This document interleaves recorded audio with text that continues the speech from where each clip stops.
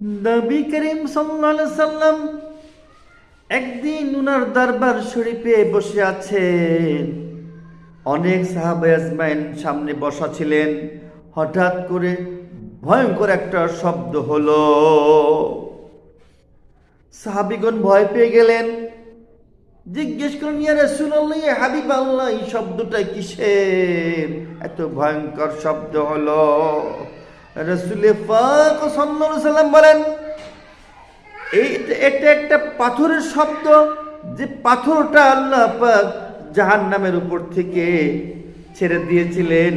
ওই পাথরটা 70 বছর পরে আজকে জাহান্নামের তলায় গিয়ে পতিত হলো, তাই ধুম করে শব্দ হলো। সাহাবীগণ অবাক হয়ে গেলেন, ইয়া রাসূলুল্লাহ, এত দূরত্ব হবে জাহান্নামের, এত ভয়ঙ্কর হবে জাহান্নাম। একটি পাথর উপর থেকে ফেলে দিলে 1 নয় 2 নয় 70 বছর সময় লাগবে নিচের তলায় পৌঁছাতে। তাই আসুন এখন থেকে সাবধান হয়ে যাই। কখন যে আমাদের মৃত্যু হয়ে যাবে আমরা জানি না।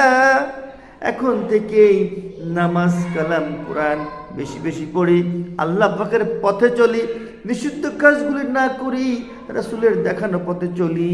আল্লাহ পাক দয়ার মালিক আমাদেরকে মাফ করে দেবেন, জান্নাত নসিব করে দেবেন, জাহান্নাম থেকে হেফাজত করবেন। আমিন আমিন।